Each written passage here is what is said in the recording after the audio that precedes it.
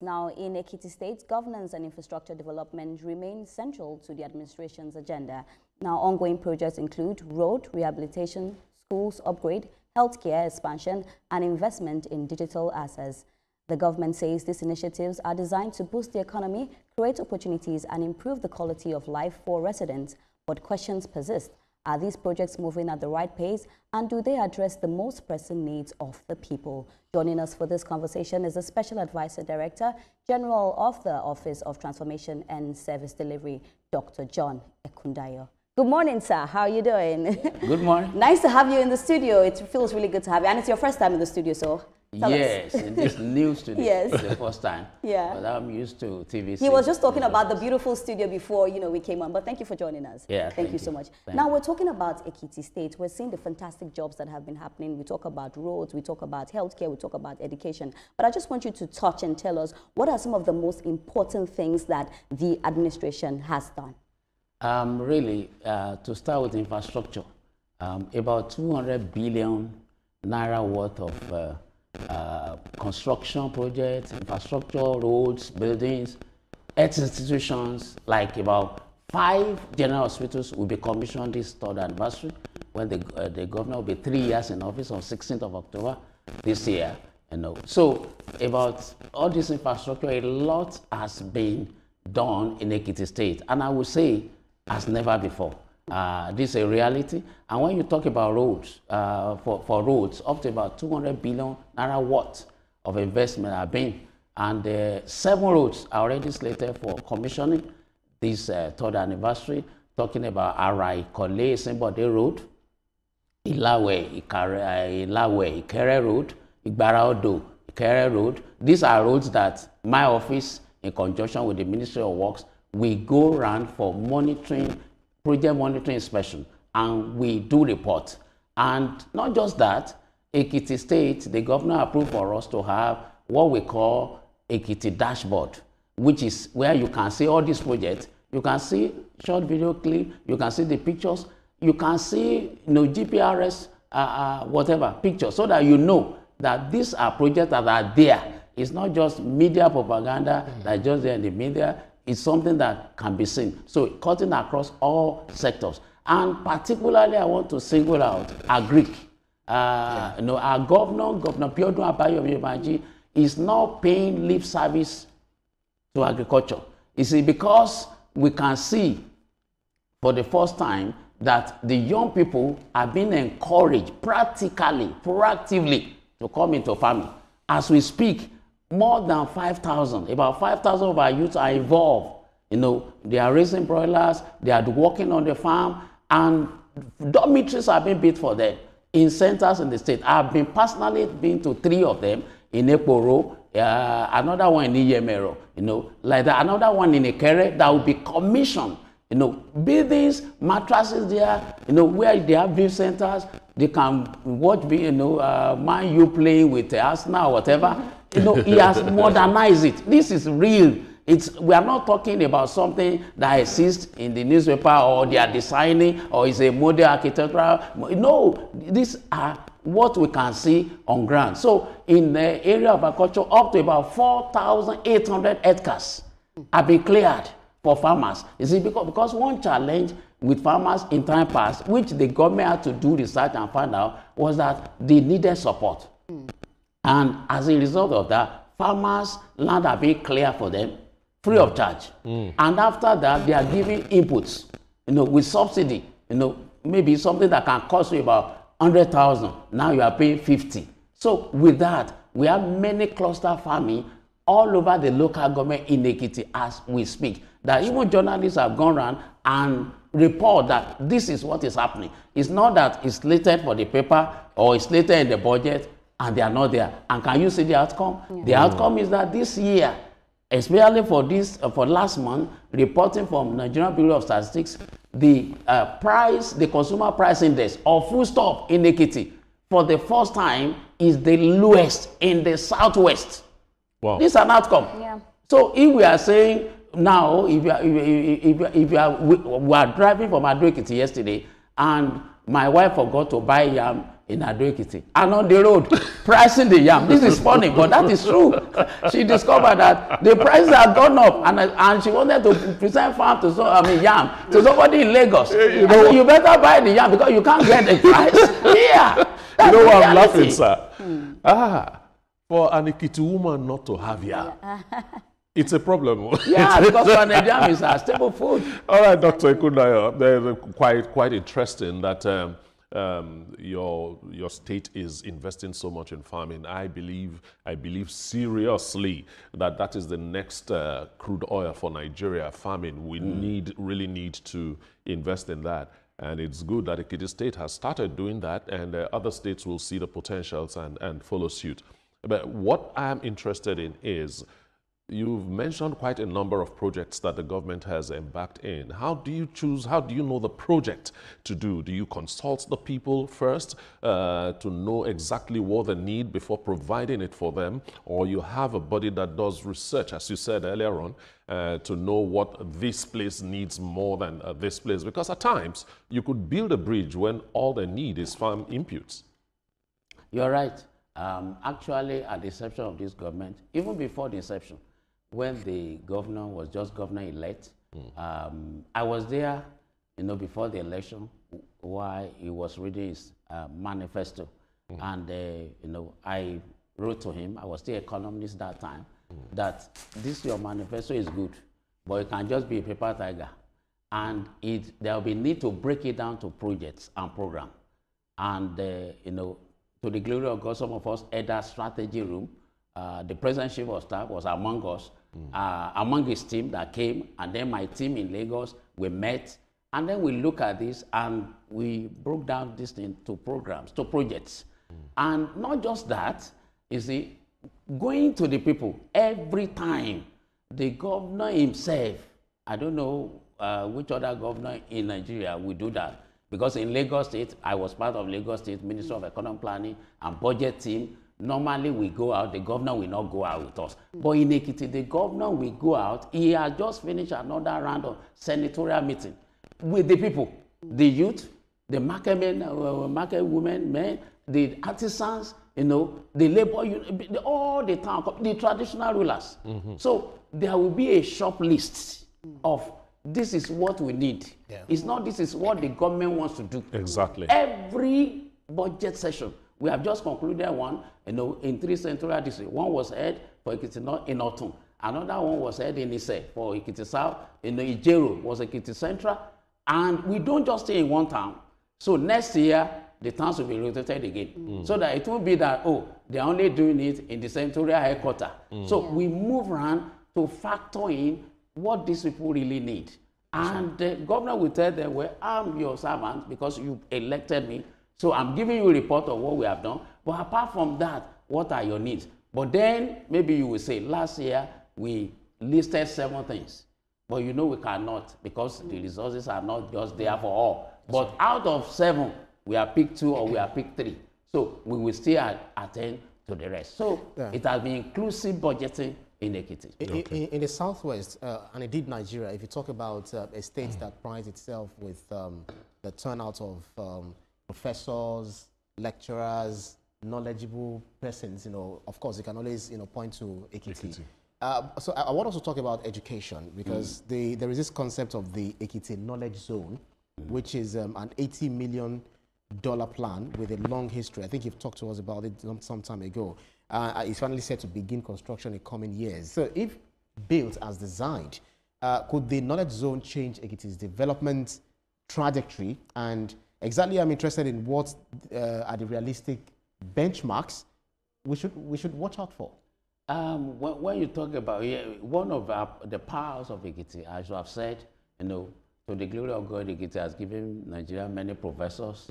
But we want to translate that. Because I remember I was doing my PhD. I did my PhD incidentally in Malaysia. And I met my supervisor, because this story is related. And the first meeting he met, we were discussing. And he looked at my topic and said, John, you know what? I don't believe in this your topic, because I don't believe in a PhD that has no economic value.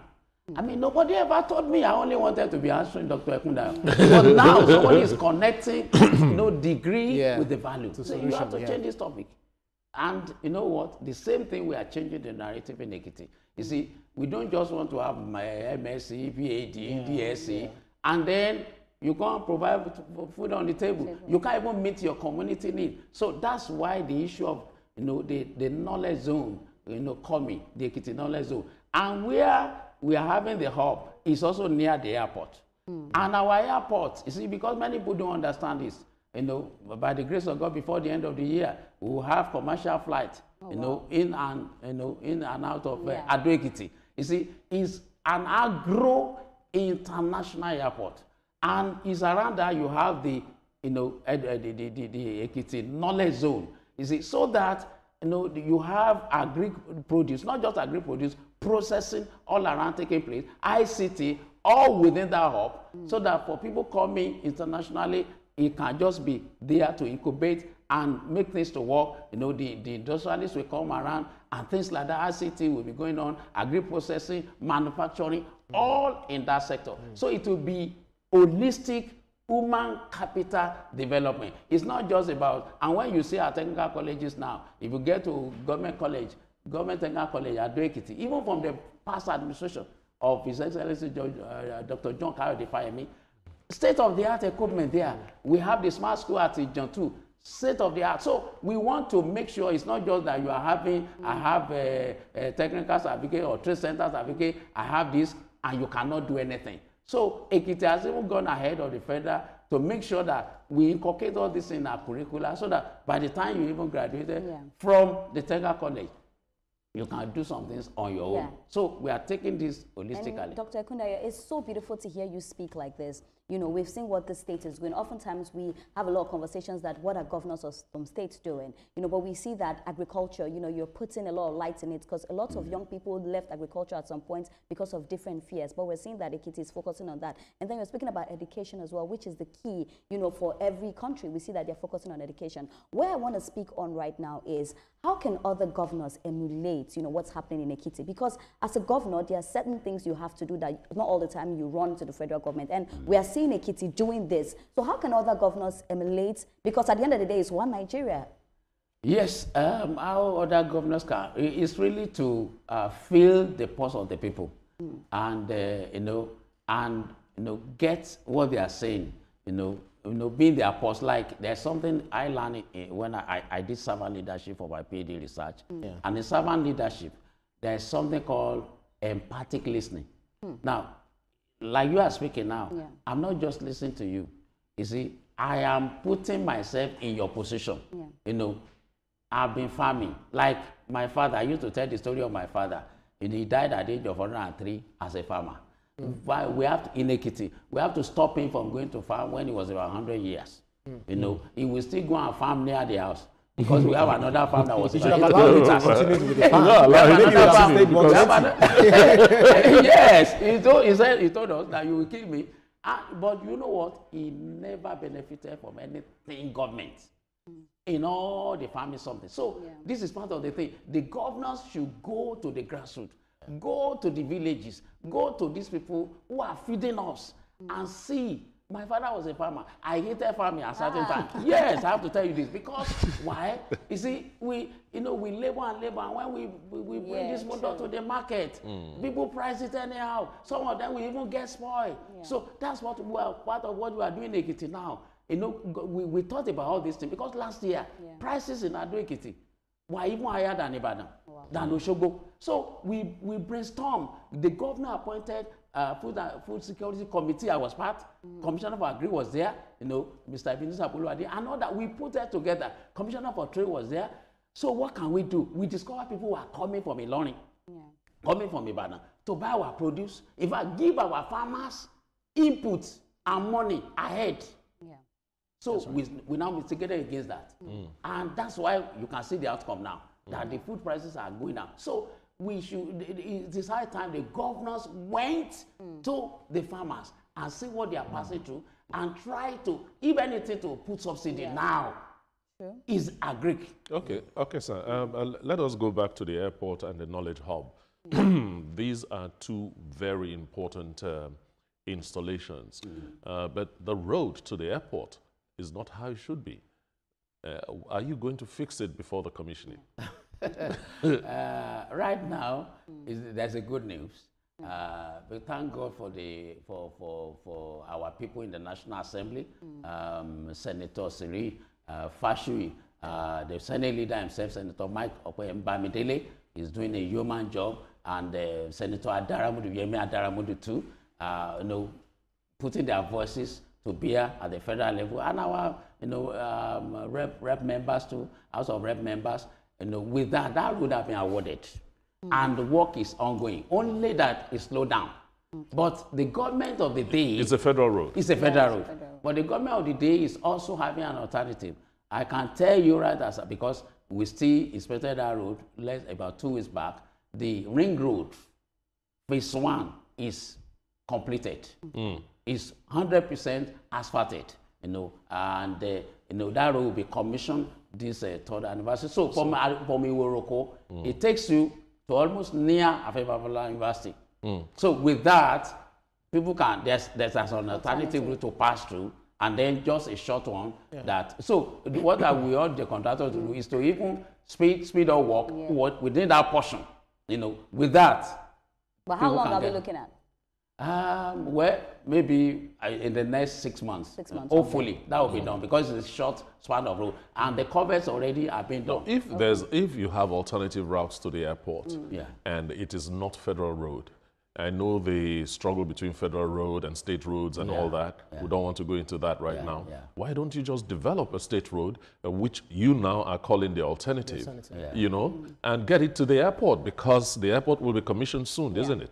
Yes, the airport will be commissioned soon. Well, it's a possibility, you see, because from the ring road, there could be something that could be fashioned now. At least even when you have the federal road, the possibility is to have another alternative road, which we even speed up development. But as we agree with me, Nelson, all this is about funding. You see, when you look at a state like Ekiti, when you look at our federal allocation, if all what we have done in Ekiti, like Mr. Governor will say, every public outing is thanks to Mr. President, giving us budget support.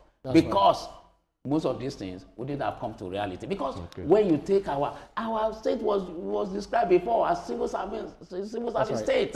So when you take a chunk of the salaries, gratuities, within the exception of the governor, about 19-point-something billion have been paid of pensions that were backlog.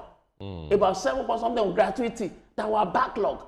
Because when the pensioners were coming to him and were complaining, he said, look, don't even talk. My father, my mother, they were pensioners. My mother before dying was a pensioner. The father is still alive at 91. He's a pensioner. So why will I not pay pension? So when you take all this out, what remains? Just and he has not borrowed a dime for capital project. The government of Ekiti State. Interesting development, and it shows. Talking about the removal of first subsidy also allowed the state to get to have more money. So that is why people are also asking questions as to when Ekiti State, for instance, announces billions of naira, for some projects in terms of contracts. Civil society will ask the question: who benefits, and how much is lost to cost inflation per procurement? What audit and procurement safeguards are you worried that are missing in Ekiti's budgetary allocation and all of the projects, the capital projects precisely that are being carried out very quickly, so that you are able to address the cynical let me just talk about that, because I see a lot of things on the social media. But the people are only economical with the truth, because we have a bureau of public procurement. And Ekiti State is one of the states that has the freedom of information law, act. Domesticated in Ekiti State. So you can ask, and normally whenever ESCO meet, I'm part of the ESCO, whenever ESCO meet, there is a media on the presentation, and we put whatever is done right there in the public domain. People can see and scrutinize. Like somebody was writing, because I will address this, about Ikogosi, Ipole Loro, Efon Road, that's awarded at a cost of 7-point-something billion. Because I was now writing that ESCO, and we pass it. You see, and they say, the road is good. What is it that they are doing there? And they were here, because I'm also a civil engineer, registered with Corey. Now, it's a road that will be fully asphalted. What was there before was not this. The road was only patched before, but this time around, the road will be, will be upgraded with drains and with asphalt, just like you are seeing the ring road. It will be a first-class road. And the strategy is that, from Ikere to Akure, the road is being constructed now at a faster space than they want to the airport. So it's almost very good now to Ikere. So Ikere-Igbaraudu road is already fully asphalted. And from Igbaraudu to Ikogosi, the hometown of the governor, is already due for commissioning. So from there to the border of Osun State, anybody coming from Ibadan, and thank God if Ibadan road now is being done. So in a matter of 3 hours, you will reach Ekiti. So that is the strategy, and that's why we want to make that road, grade 1. It's fantastic. It seems like I will pack my bags to Ekiti as it looks like. Because Gosi is there, the resort, so you can be there and can spend But now I want to speak about, just a night, but I want to speak about electricity and, power supply in Ekiti. I know that so far the citizens there enjoy good power, which is very important because if there is no power, it's really hard for small businesses. But tell me, how has that been like for you when we talk about electricity in Ekiti? Yeah, electricity, well, with the exception of this government from 16th of October 2022, a lot have been done. In fact, the investment in power is almost about 4 billion. You see, transformers, than any other government. This is the truth. It is true that money has come into the hand of the government all over the state, and people talk. But I want them to be factual and objective and not biased. I'm a researcher about Ekiti. We have communities in Ekiti that have not seen power for 9 years. In Ayekiri, 9 years. Some of them even 7 years. Like Igbaraudu, we have transformer there. Some other places like that, there are other places like that. A lot, even a community. There's a community now, Oshodi community. It's not Lagos. That, there was electrification. Transformers is due for commissioning this anniversary. That they don't even think that they will have power. So a lot has gone there. Because the government also want to promote little industry, small industry, SME, so that they can grow. And not all people will be saying want to work in government. But if we have power, small scale industry will come up. But I think it's safe to say well done to Governor Abiodun. He's been doing a fantastic job. And all I can say is that I pray that other governors can emulate from this, because just hearing what is happening in Ekiti, it shows that a lot is happening there, and we can see that the governor is working. Thank you so much for joining us. It's been fantastic having you on the show. Your insights have been amazing. Once again, thank you so much, Dr. Ekundayo. Thank you. Well, still ahead on TVC Breakfast.